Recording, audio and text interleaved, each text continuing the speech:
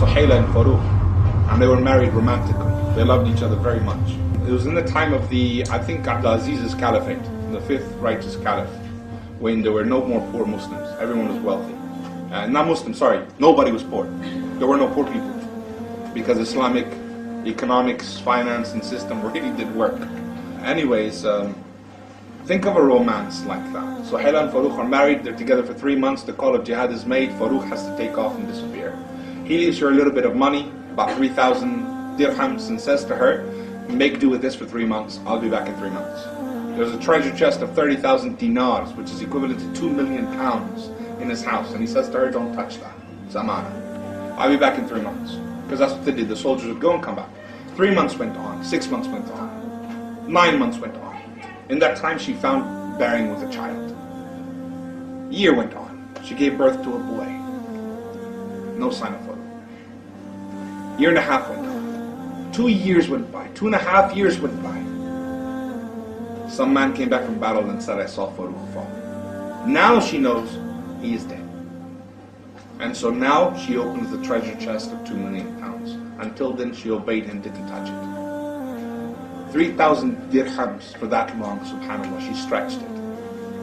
30 years go by. She's looking after this boy. She's had a son. She's looking after him. She's paying for his education. She's getting him, looked after, etc. 30 years go by. Now we're in Medina. This happened in Medina. 30 years she's thinking of Farooq. He was such a great man, my great hero. He fought jihad. He was killed. He was just this amazing guy. She loved him. When he was going, he thought twice. He looked back. She pushed him out the door. Said, have you no fear of Allah? Seek the Jannah and I'll see you there. She was a righteous woman.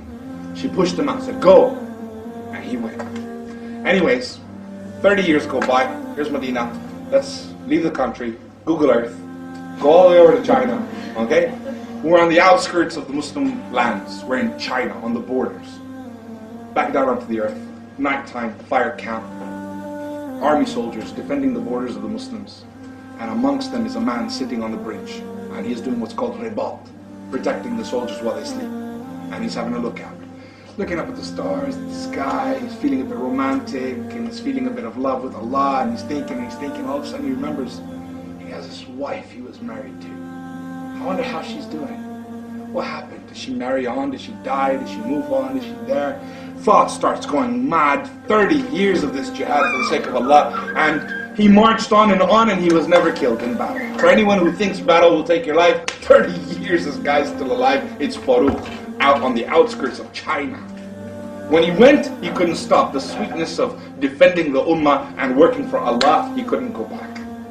He's on the outskirts of China, but now the thoughts, he's older, and he's wiser, and he's just not that young, passionate man anymore. He's thinking, my wife, my wife, my wife. That's it. He takes permission from his commander in the morning, hops on his horse from China. He's riding like the wind all the way back to Medina. The closer he gets, his heart is pumping, man. It's going mad. He's going through the Persians. He's coming all the way back through Iraq. The closer he gets, the more mad he goes. What if she's not alive anymore? What if she's married again?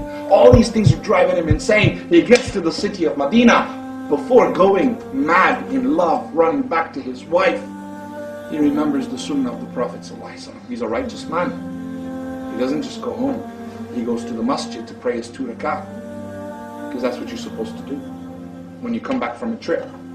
He went to the Masjid Nabi, prayed 2 rak'ah, saw it was time for Asr, thought what's the point of going home? I'll wait, pray Asr, then go home. While he's waiting, he notices the scholars of Medina. Keep in mind, this is the time of Abdulaziz, subhanAllah, the ulama, the knowledge, Allahu Akbar, the tafsir, the stories. And they're sitting in different patches, and people in white gathered around them. The scholars looking beautiful, mashallah. One of them shined out of all of them, Sheikh Abdul Rahman. He was one of the best knowledgeable people you can imagine.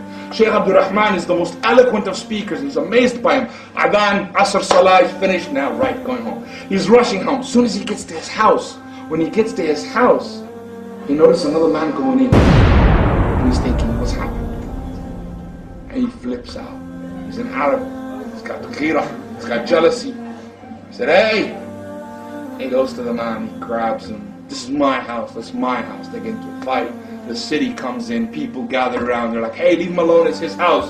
And he's like, I am Farooq, this is my house. Inside the house is an old woman. And she's sitting there. And she hears the sounds. Could it be? No.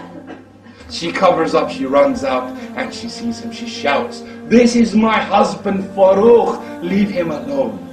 He's been away in jihad for 30 years, only now has he returned." People began to weep. Farooq and Suhyla embrace in love. And they're together and they're telling stories. They run inside. Now they're laughing, they're joking, they're crying. Everything's coming out. "Oh Farooq, I'm so much older than when you left me. I was young and beautiful. I don't look like that anymore." And he says to me, "Suhyla, you are the most beautiful woman in the world." Because he loves her piety. And he's madly in love with her still. And he's there embracing her and they're weeping together. Finally, Farooq starts to get to his senses and he goes, "Oh Suhyla, there was a treasure chest I left. 2 million pounds in it. 30,000 dinars. What happened?" Suhyla said, "Farooq, let me ask you a question. Did you go to the masjid?" She knows he did. She's wise. They're pious. They're religious. It's the sunnah. "Did you go to the masjid?" "You did." "Yes, I did." "Did you see anything?" "Amazing scholars. This time has changed. The knowledge of the deen, the way it's being spread. Did you see anyone in particular? One really stood out. What would you give to be that man?" "I would give anything to be that knowledgeable." "Would you give 30,000 dinars for it?" "Yes, I would. My eyes closed, I would pay 2 million pounds. What if that was your son?" And he said, "Even more." And he said, "That's your son, Abdurrahman." His son was the best scholar of Medina because it was halal money and she spent it all instead of shopping online. She was raising her son in the best Islamic education. 2 million pounds she spent in that time. That much money on his education. And today, what do we spend on Islam? Farooq and Suhyla, she said, "That's your son." Farooq goes mad. He comes out the house screaming, "Oh, Sheikh Abdurrahman is my son. I am Farooq." And he's just dancing, he's excited.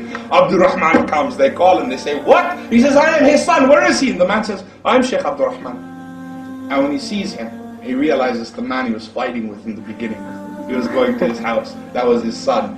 And he hugs him and he embraces. And the city comes and sees this father jumping up for joy. My son is no ordinary boy. He is Sheikh Abdurrahman. And everyone starts to weep. Everyone is emotional with him. And one of the people that wept, that came to stop the arguing in the first place, was the great Imam Malik from the Maliki Madhab. What was he doing there?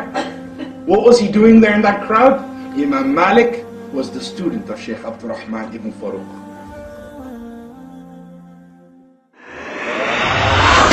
ومن آياته أن خلق لكم من أنفسكم أزواجا لتسكنوا إليها وجعل